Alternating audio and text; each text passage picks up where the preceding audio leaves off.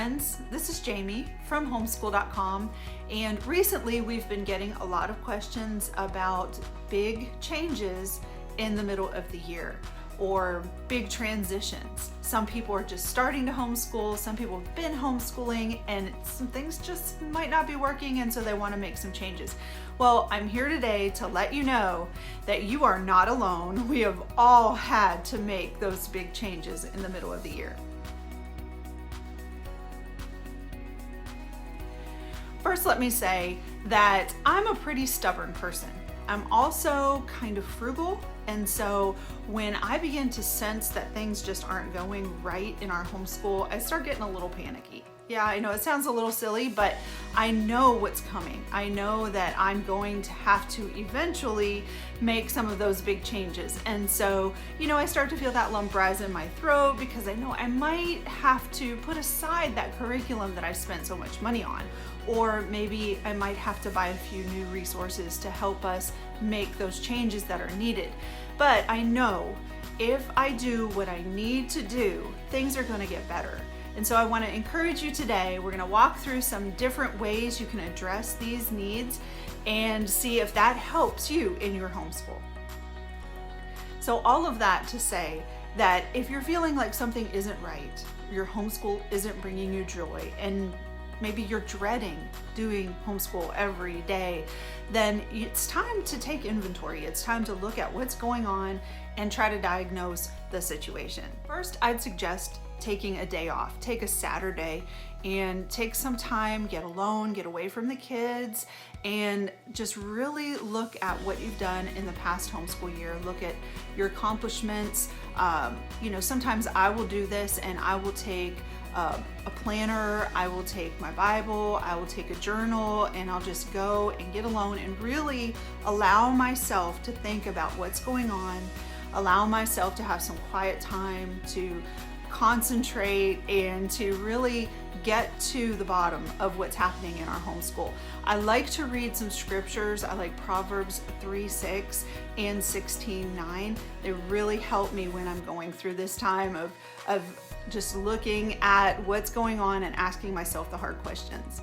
All right, so those hard questions, I'm going to throw those out here for you as well. Here are just a couple just to get you started. What are our goals? Did we meet those goals? What things do we want to change? What things do we want to stay the same? What things did we do well on? What things did we struggle with? What brought us joy? What didn't? And so those are just a few questions you can use to get jump started on this. But once I've worked through these questions, others start coming to mind, and it's kind of like sort of a work in progress type thing. You just ask the questions and you think through the situation, and it really does help you to get a good perspective of what's going on in your homeschool and how you can change things to help bring you joy and to make this last part of this homeschool year even better. All right, so asking myself the hard questions is really just half the battle. The next part is hard, it's difficult, but it's bringing into light what things I can do to make this situation better, to make the changes that we need to make. All right, so I'm going to give you a few practical tips on doing that. Now, there are three things that really stand out to me, and the first one is that I will often just tweak or adjust a curriculum that we're using. So that means I'm not just going to take the whole thing and throw it out, but I know for the most part this curriculum is okay, but maybe it's just too much. Maybe it's requiring too much of it. So I'll just pull back on some of the requirements, really just get to the meat of the lesson each day instead of doing a lot of review or drill and practice or whatever that particular curriculum is requiring that is just too much. I'll scale it down. I'll bring it down to just a simplified version, and then we'll go from there and see if that works. And most of the time that does really help us. The second thing I wanted to mention is that you can mix up curriculum. When I first started homeschooling, I thought I needed to use an all-in-one homeschool curriculum. And sometimes that really does, I had 6 children, all very young, and ordering curriculum for all the children and all the subjects was often just a nightmare. And so using an all-in-one curriculum kind of made that process a little more simple. But then I ran into the problem that not every one of my children does well with the same curriculum in all their subjects. It was hard to think about that one, how to get that one out right. But yeah, so you have one child who may really do well with a certain curriculum in math and science, and then it just not work at all for grammar. So think about those kind of things and realize that you have the freedom to mix up your curriculum.